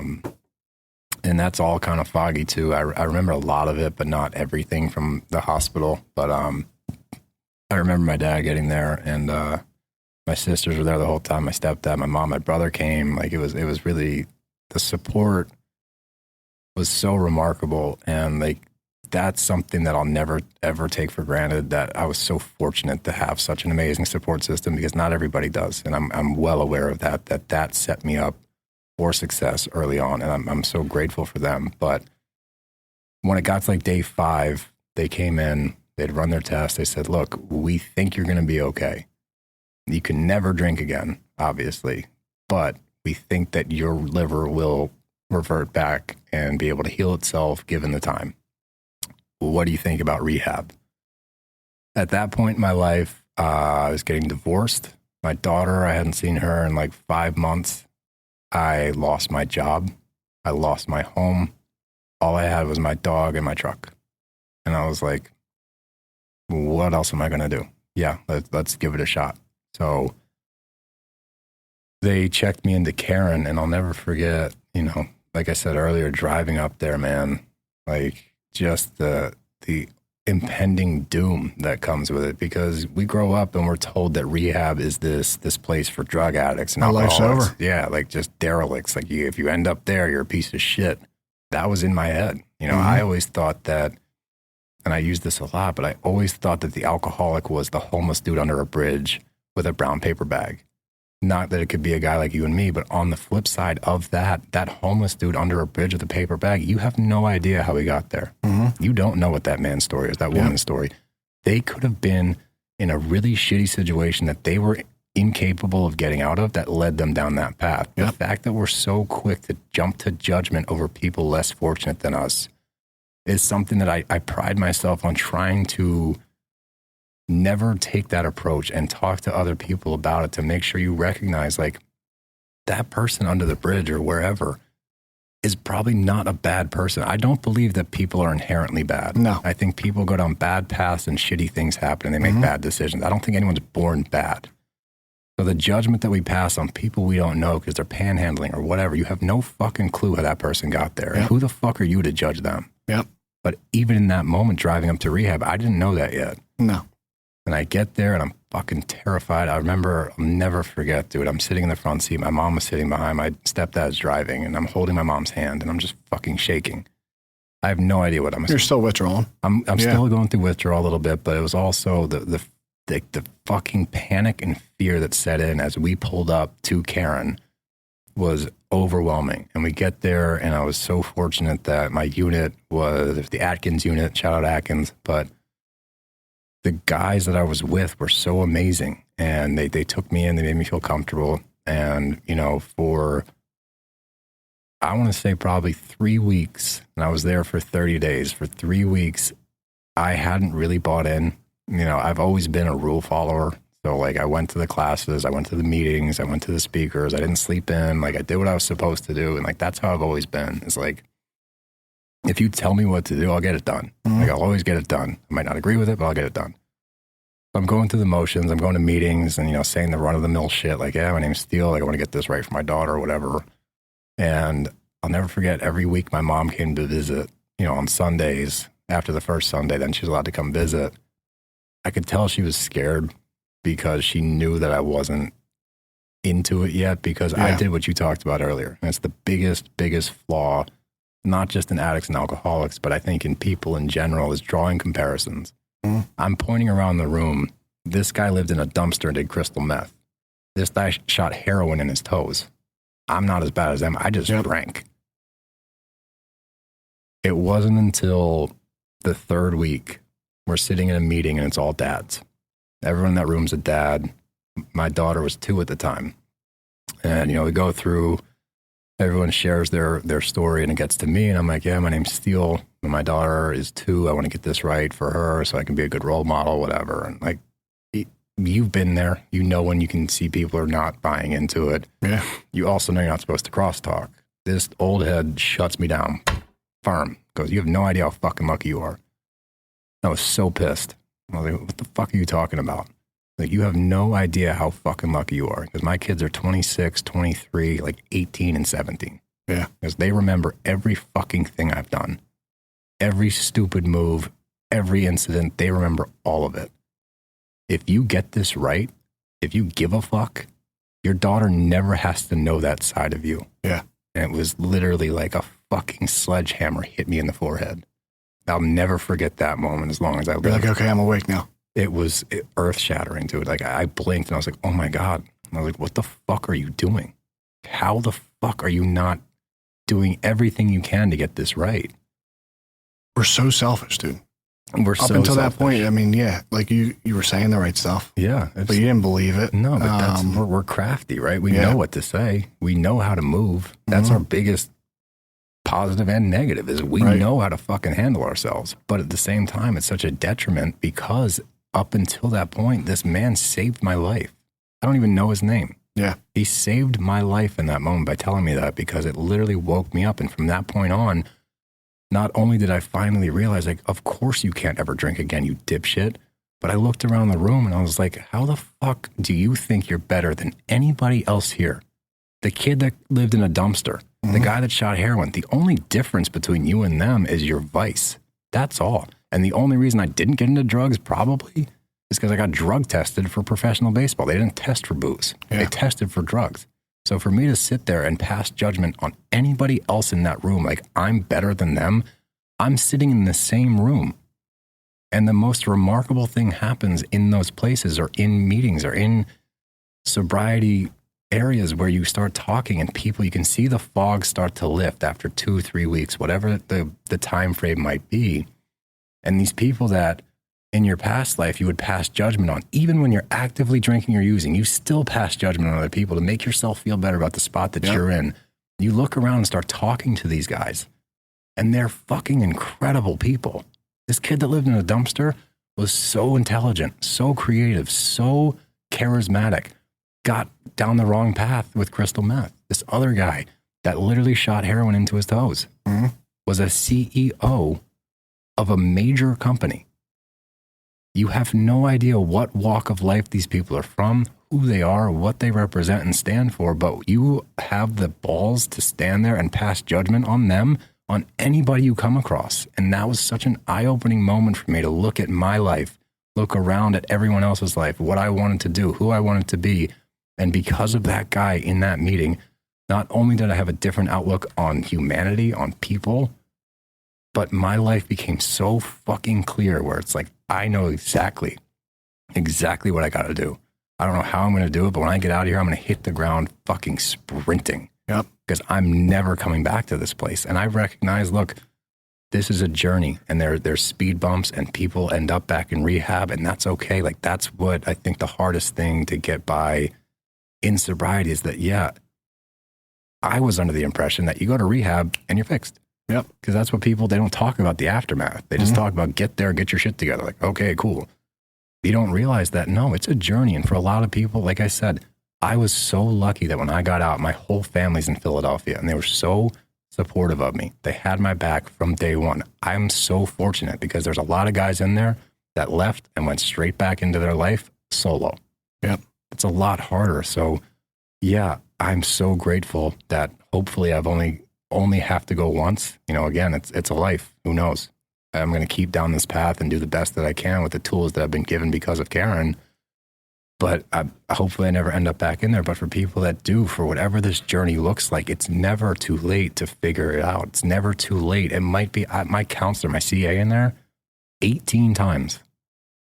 He had been legally dead 3 times. He had to get Narcaned 3 times. Yep. And he'd been sober at that point for 10 years. Yeah. 18 treatment centers. Didn't give up, kept going. And that to me, that's more of a remarkable story than mine. Mm-hmm. The fact that you kept going 18 times and you still went back and you still tried and you still kept fighting and you fucking did it. That's the craziest thing. We want to point at people, right? We want to make people feel bad for being addicted, for being an alcoholic, this and that. They are some of the most incredible people in the world. It's so inspiring when you surround yourself and see that different side to this life where it's like you get through it and it's like, wow, this group of people is so dynamic, so interesting, so intelligent, smart. And that's why bringing it all the way back to the beginning of this, when people would say to me, this happened to you? Yep. This happens to fucking everybody.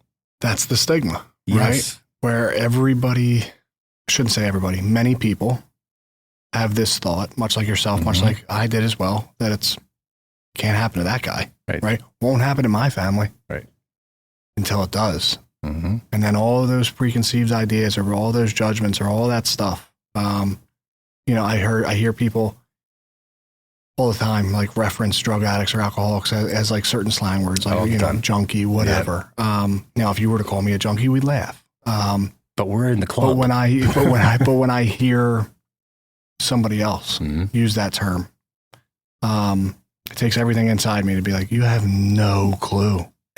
After everything that I just heard you say about like your final hours, right? Or your final days, losing your job, drinking at every waking moment. And that's a junkie.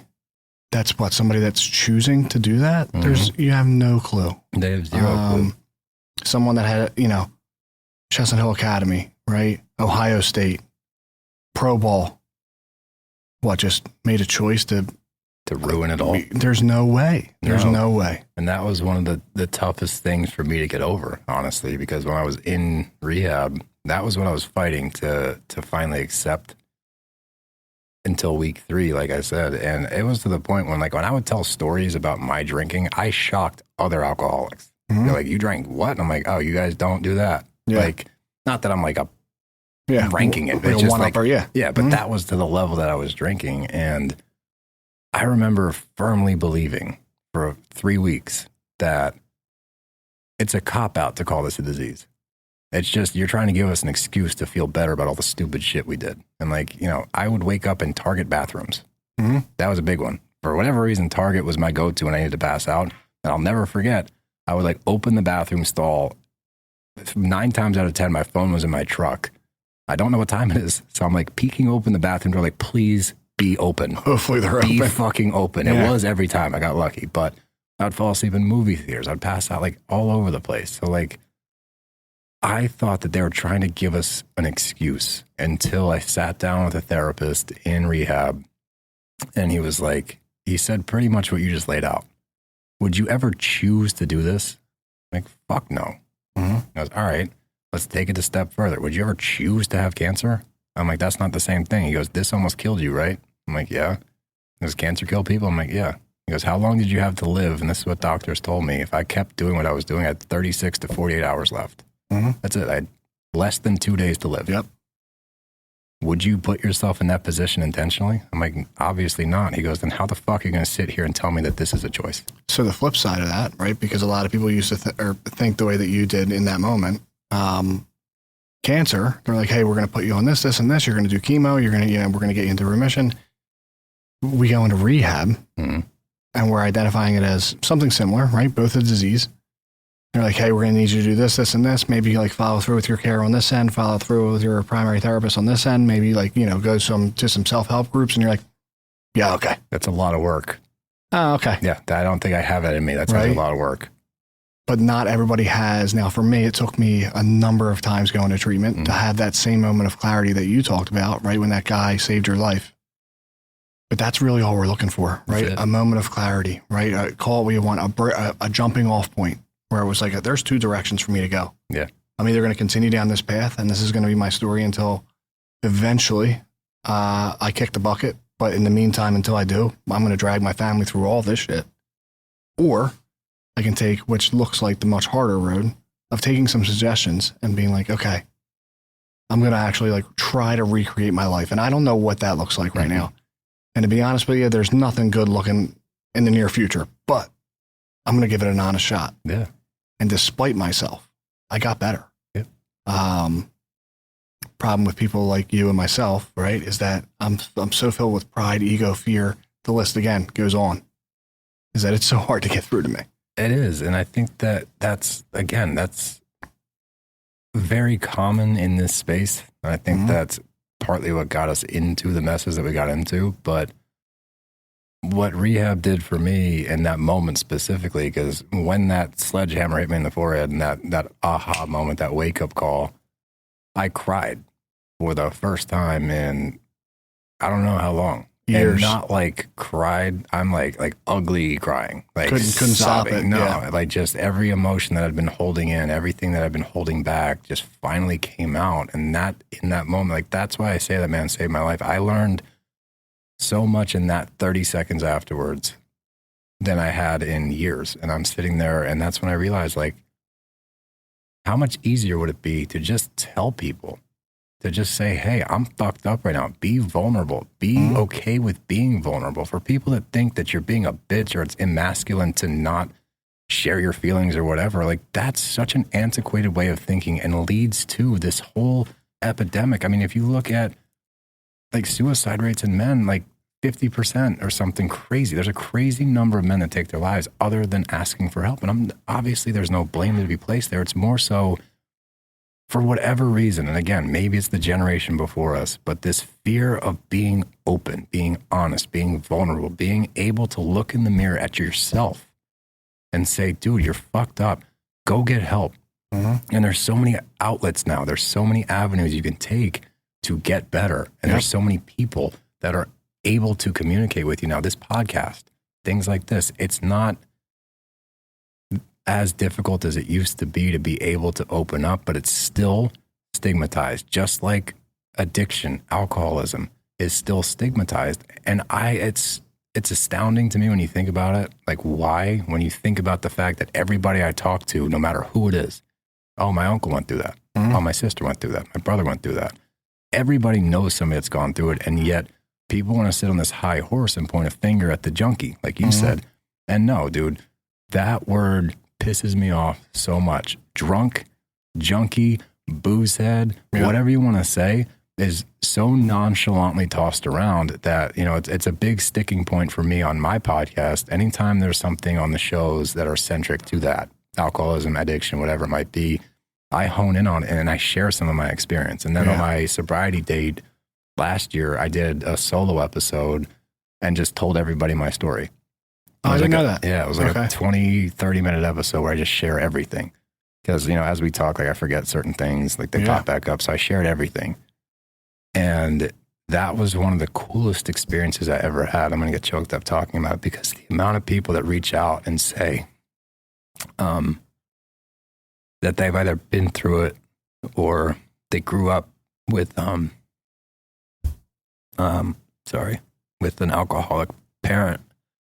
And the fact that you could get right for your daughter and that you focused so you could figure this out was so incredible, to the point that this hat that I'm wearing, the Sobriety Social Club, was one of our listeners who had just gotten a year sober when she came to our show.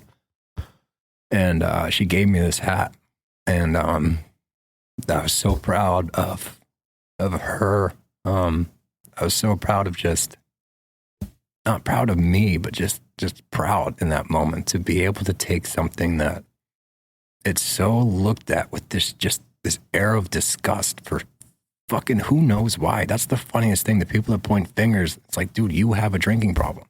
You're talking shit about alcoholics. Like, you have a drinking problem. Who the fuck are you? Once again, who are we to point and know anybody's lot in life? And yet we're so fast to be like, I'm better than that guy, better than that guy. How do you know? What have they been through? And who the fuck do you think you are? But everyone has that about them until they go through something real. And to be able to wake up from that and look out, and like the reception that I got for that episode, and just having support is such a major, major thing in this life, whether it's you're struggling with addiction, whether you're just living your life. Knowing that people have been through what you've been through is such a powerful thing. And for me to hear back from hundreds, I'm talking hundreds of our listeners with their own stories, how that podcast helped them get through one more day. And that's why it's so important for everybody out there that's going through this, whether you're addiction, whether you're drinking, whatever the fuck it is, depression, you have no clue what you can do by speaking up. And it might be for somebody else you don't know. You may not know them, and it might resonate with them. You might save somebody's life, and in turn, you're saving your own. What I said to you in the beginning, this is for me. Yeah, you're interviewing me, but this is just as much for you because of what you gain from these things. And that's all about connection with people. And the only way that we can get out of our own fucking way to connect, learn, be open to new experiences, new perspectives, people that you may not hang out with before, people that you might just sit down and fucking listen.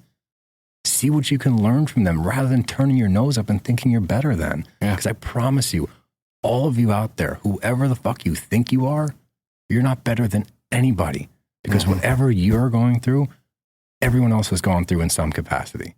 And if you're open to that idea and if you're aware of that, you are so much better off, because all you're going to do is get better, smarter, stronger, more emotionally connected with yourself, with the people around you, and you're going to make yourself a better person. And that's what it's all about, is being the best version of yourself, whatever that looks like. Are you perfect? Fuck no, none of us are.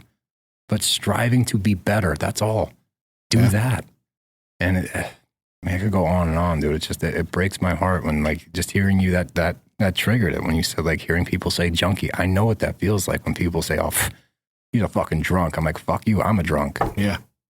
What do you got to say about me? So, and that's where it comes from.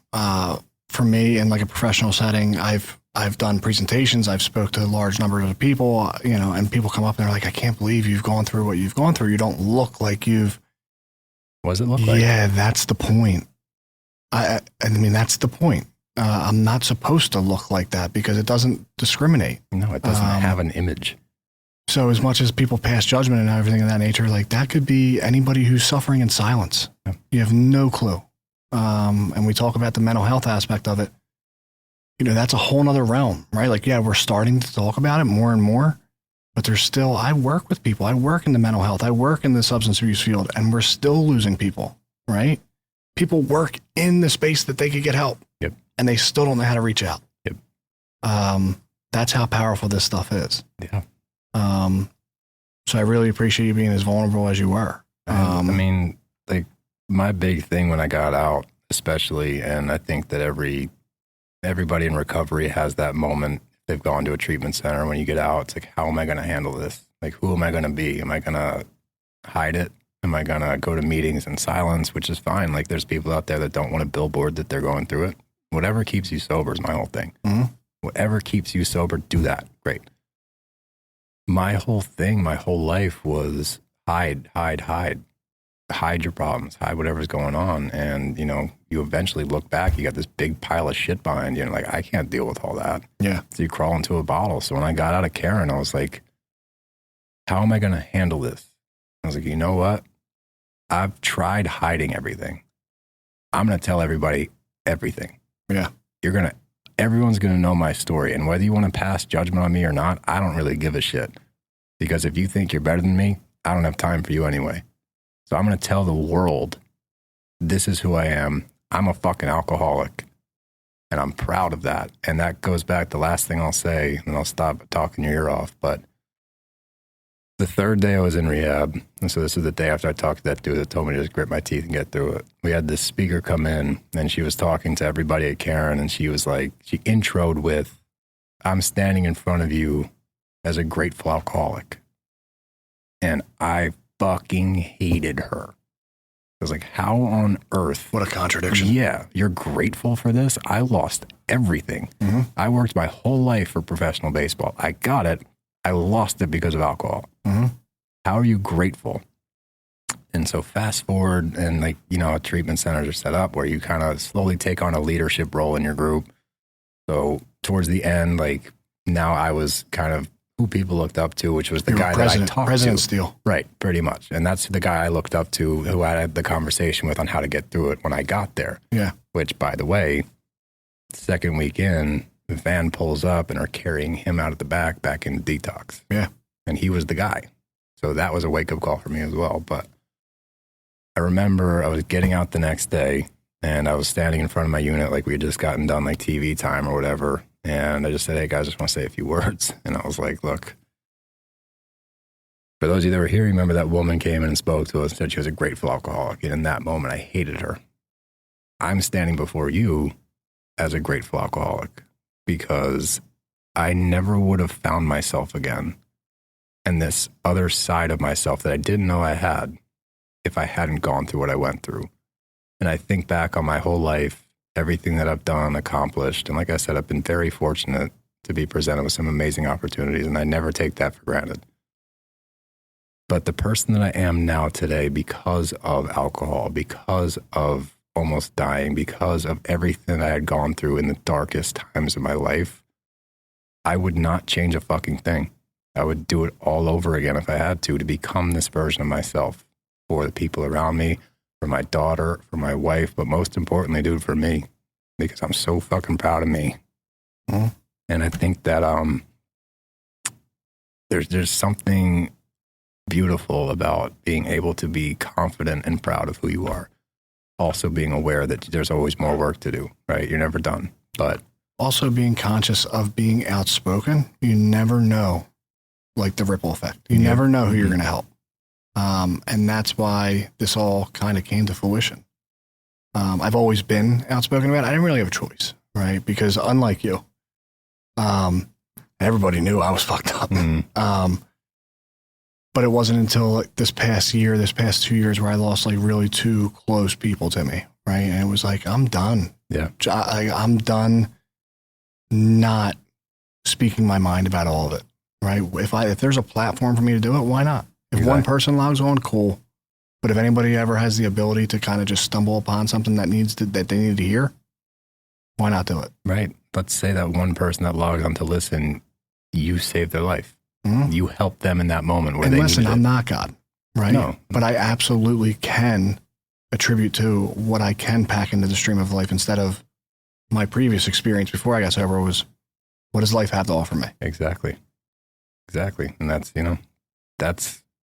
that's what this is all about, dude. That's why I was so excited to do this with you and sit down, because we've had these conversations on the sideline of the softball field. Yeah. We've had these conversations at a restaurant after softball games, whatever it might be. But the power of just hearing that there's other people out there that have gone through literally the same fucking things. And that's what's funny when you go to meetings and shit. You hear somebody tell a story like, oh, fuck, done that. Yep. Someone else says shit like, oh, did that too. And like you find this camaraderie in pain with a purpose, that is such true words there. Because if you get to this side of it, and if you're still going through it, you're still fighting to get to this side, keep fucking going. Keep fucking fighting. Keep working towards it. Lean on the people around you. Surround yourself with the right people. Do your best, and also understand that you can have hiccups. Shit might not go great. Took you a while. Took you a few tries. That guy in rehab with me 18 fucking times. Yeah. Like it's never too late. If your heart's still fucking beating, it's not too late. Yeah. So this is the kind of shit that will help. Just talk. Be open about it. If you hear people talking shit about it, either educate them or fucking move on from them. Yeah. It's not your job to educate everybody, one, and two, it's not your job to surround yourself with people that are going to drag you down. Like, that's such a trope these days, too. It's like, cut the people out of your life that are toxic and all that stuff. People laugh at it and shrug it off. And it's like, yeah, you know what? If this is your goal in life, and people think it's corny, people think it's tacky, whatever the fuck, so be it. Fuck them. Go be yourself, man. Go be yourself, whatever that looks like, because that's going to be the best version of you. And it made it very easy for me to figure that out, because I want to be the best version of myself, to be the best father I can, husband, son, brother, friend, person. Yeah. Because then I'm my best person. And that's who I strive to be every day. Am I perfect? Fuck no, none of us are, like I said. But yeah dude, this sobriety saved my life, not just because it literally physically saved my life, but like it made me who I am today. It taught me everything, and it gave me everything. You're literally living a second life. Seriously, I even look different. That's the funniest fucking part. Yeah, the people that might hear this, they have no clue. I looked into you. Yeah. I know. Completely different. If you want to fuck, I think I hit puberty at 28. It's wild. Yeah. People see me I had now, no clue. I was like, no way. I was like, that's not him. People see me from my past life, and they're like, they reintroduce themselves to me. They're like, hey, I'm so-and-so. I'm like, yeah, I know. I'm Steele. They're like, okay. I'm like, no, it's Steele Russell. They're like, what the fuck? I'm like, yeah, I know. Glow up, baby.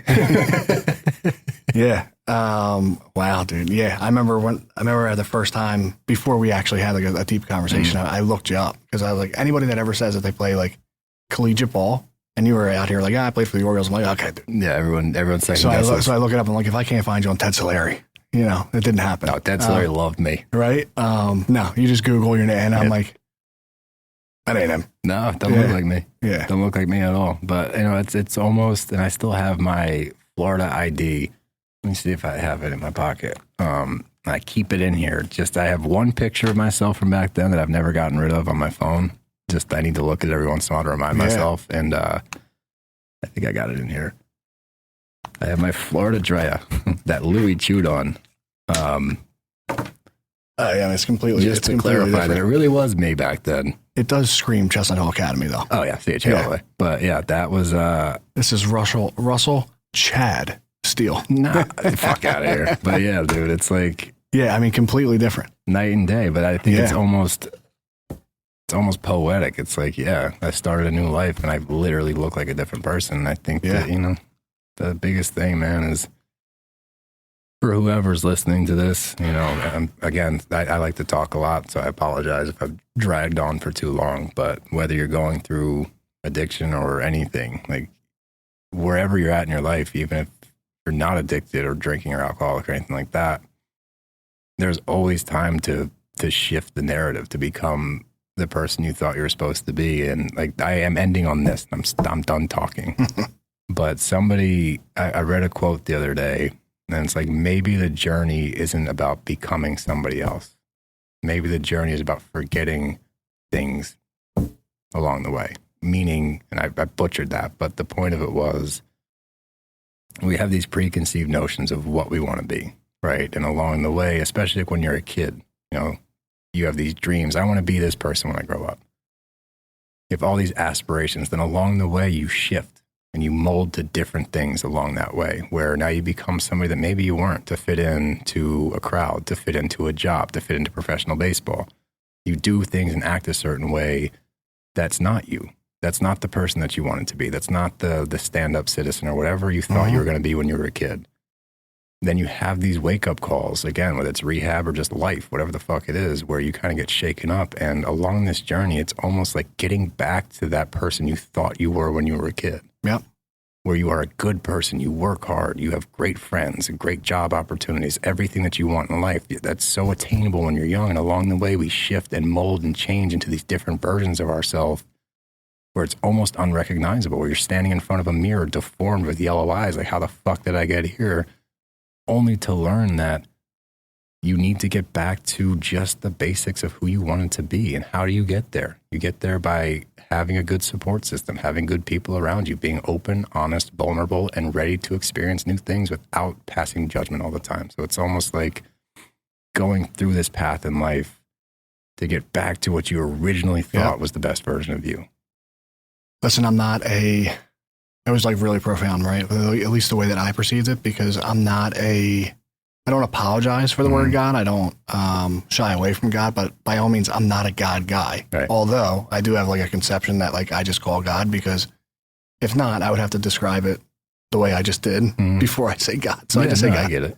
I believe in something. Yeah. I think it's naive to assume that we're here out of just chance. Well, and I just don't know what to label before it. I got sober, I was God.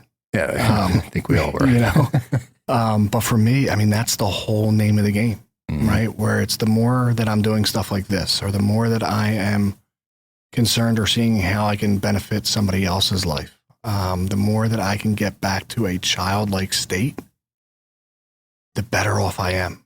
But when I'm more consumed with self and I'm more consumed about like my little plans and designs or what people think about me, or the list goes on and it's never ending. I am such a shitty human being. And that's just like me in my own head. Yep.